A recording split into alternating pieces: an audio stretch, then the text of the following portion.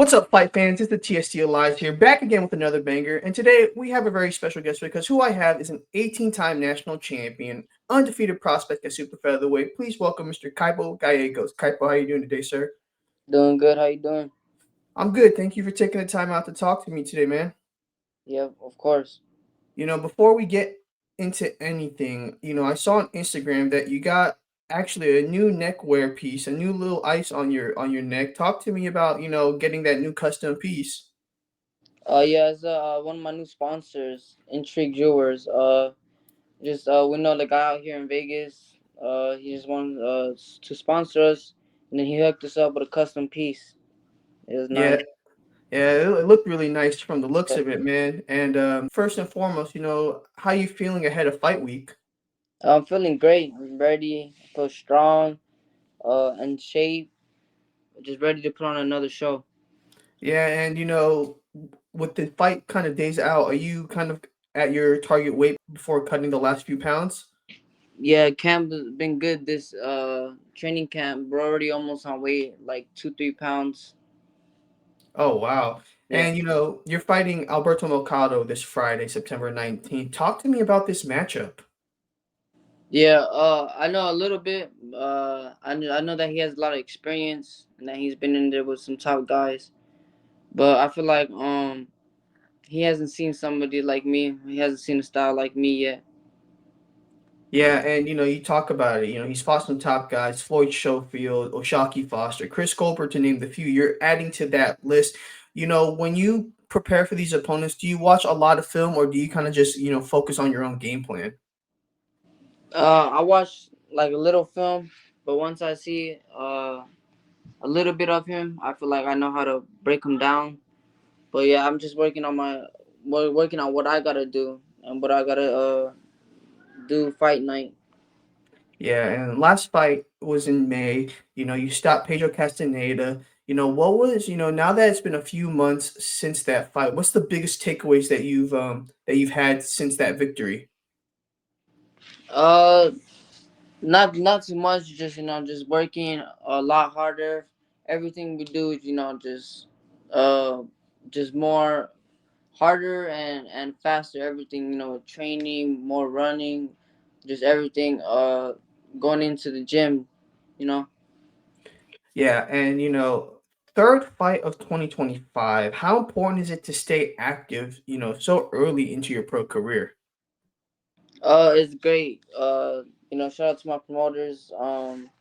For keeping me busy, and after my fight, I gotta stay working like 2-3 months after every fight. I got a fight coming up, so that's good. And my promoters doing their job.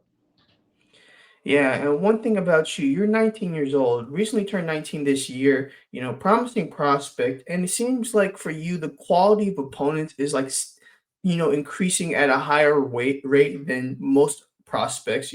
How does it feel, to balance getting, tougher competition but not also rushing your career at such a young age? It feels good.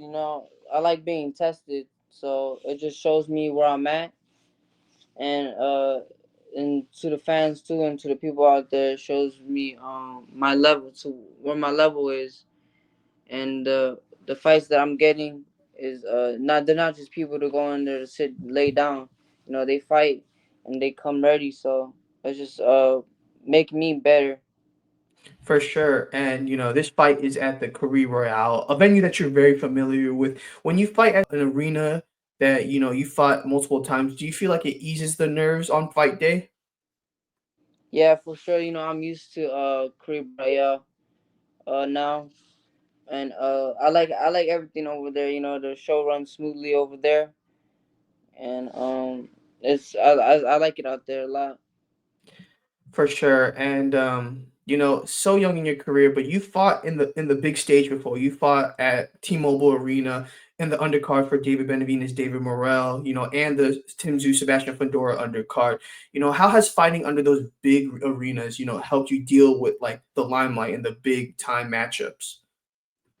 It felt great with fighting there at T-Mobile, my hometown, Las Vegas, Nevada. But uh, I'm just kind of used to it already. I try not to mind too much of the crowd, and just try to stay focused and calm.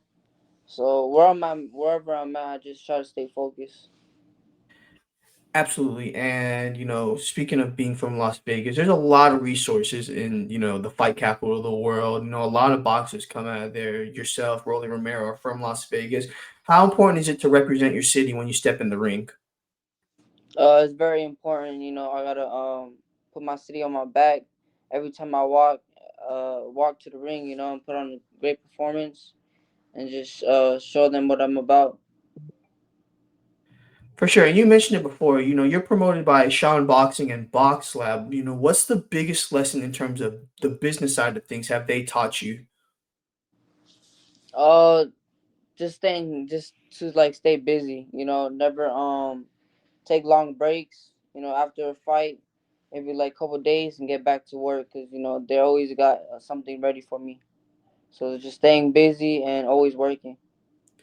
Yeah, and one thing about you that's very interesting is that boxing and family are like the top two things, for Mhm. you. You come from a boxing family, your dad trains you, you know, how has growing up in that dynamic, helped you grow as a fighter and as a person as well? Uh, it just makes me very like disciplined. I'm always with my family, always always at the gym or either with family. But it helped me as a person a lot, just being around them and them always pushing me and just me fighting for them and always doing what I gotta do for them. For sure. And what is the feeling like to go on this pro boxing journey, with your father and kind of see the improve you both see kind of the progression of your career. Oh, it feels good. We've been doing it since I was a little kid, so it's nothing new to us. We're just going to the top. For sure. And Kaipo, you're arguably probably at this point the best southpaw fighter I've seen in person. You're a great counter puncher, a very exciting style for someone so young.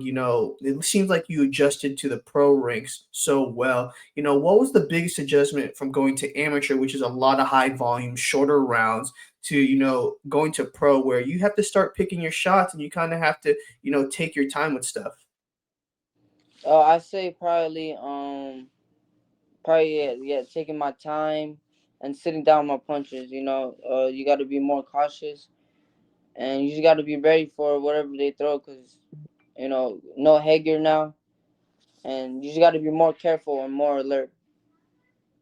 Yeah, Kaipo, and I have to mention this because this past weekend, obviously the very big Terrence Crawford and Canelo Alvarez fight. What were your thoughts on Bud's performance? I thought he did great. Bud is one of my favorite fighters. They both are, but I feel like Crawford was gonna win if Canelo went in there and did what he did. Cause I was telling people I feel like if Canelo was just going in there and trying to rely on one shot and one punch to knock him out, then I feel like Crawford was just gonna box him and just outsmart him, and that's what he did. Yeah, absolutely. And in the process becomes the only undisputed champion in the 3-4 2 belt era. Another fight that happened over the weekend was the Naoya Inoue and MJ Akmadalia fight. Were you able to watch that? No, I wasn't able to watch that one. That was early in the morning, right? Yeah, it was. Yeah. Yeah, I watched it and not regretting it, but I'm actually still kind of tired from that weekend. So, Yeah. um, you're Filipino and Hawaiian. Obviously, when it comes to in terms of Filipino boxing, a lot of heritage there. Manny Pacquiao and Nonito Donaire come to mind. How does it feel to kind of represent, kind of your ethnicity and culture? Uh, it feels good. I just wanna do more. Every fight, put on great performances and put on for them. And each fight just get better and better. Yeah, and you're at super featherweight, and super featherweight is a division that is pretty open right now at the top. I mean, we're talking four different world champions, potentially a lot of major matchups to make in the top 15, top 20. When you think about, 130 pounds, what matchups intrigue you?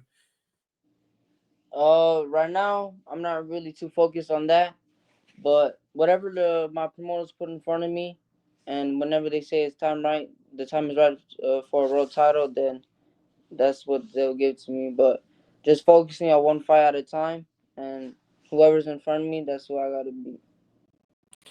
Absolutely. And Kaipo, my last question to you, man, is what can fans expect this Friday, September 19th, when you step in the ring against Alberto Mercado? Just expect another great performance. I'm gonna go out there and just put on a show. Kaipo, thank you so much for taking the time out to talk to me today, and I wish you nothing but the best on September 19th. Yes, sir. Thank you, bro.